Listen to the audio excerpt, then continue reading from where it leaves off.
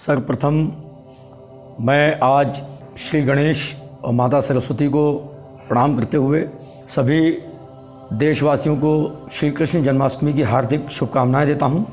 भगवान श्री कृष्ण ने कारागार में जन्म लिया, अंधेरी रात में जन्म लिया, लेकिन इसका मतलब ये नहीं है। उन्होंने उससे एक संदेश दिया कि इंसान को विषम से विषम परिस्थितियों में भी अगर रहना पड़े तो उसके लिए उसे हर वक्त तैयार रहना चाहिए। भगवान श्री कृष्ण ने अपने पिता के माध्यम से नदी पार की और गोकुल पहुँचे। वहाँ पर उन्होंने बाल लीलाओं के रूप में चाहे पूतना वध हो या शकासुर का वध हो, तृणावर्त का वध हो, या जैसे वो थोड़े बड़े हुए तो उन्होंने बहुत भयंकर भयंकर राक्षसों का गर्दभासुर रहा, गयासुर रहा, कालिया मर्दन जैसा चमत्कारी काम उन्होंने किया। समाज को एक संदेश दिया कि अगर व्यक्ति अपने आप को मानसिक रूप से दृढ़ कर ले तो वो किसी भी परेशानी से आगे निकल सकता है। समय बीता, भगवान किशोर हुए।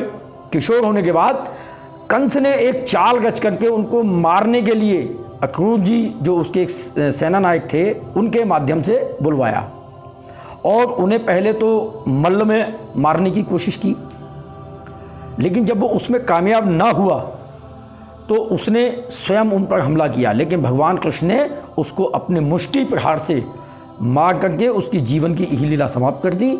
चूँकि यह कंस भगवान श्री कृष्ण के शाश्वत रूप भगवान विष्णु के परम सनातन भक्त जय और विजय का ही रूप था, इसलिए भगवान ने उसको मोक्ष प्राप्त किया। भगवान ने जब कंस का वध किया और उन्होंने कहा मैं इसे परम धाम देता हूँ, तो उस समय उनके भक्तों ने प्रश्न किया कि प्रभु ये तो आपका बहुत बड़ा शत्रु है, आपका बहुत बड़ा मतलब जो है हमेशा आपको मारने की चिंता करता रहा जीवन भर।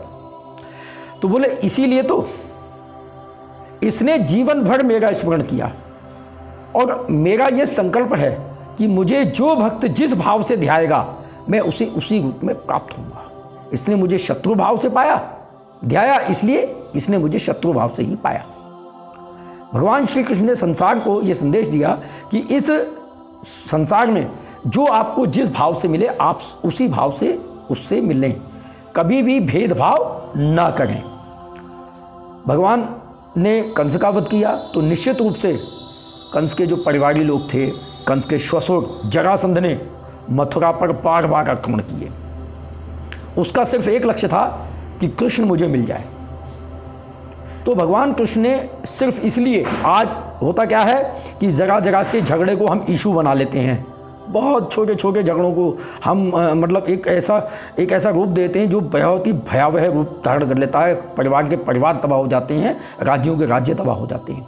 लेकिन भगवान कृष्ण ने हमेशा एक संदेश दिया कि अकारण युद्धों को टाला जाए।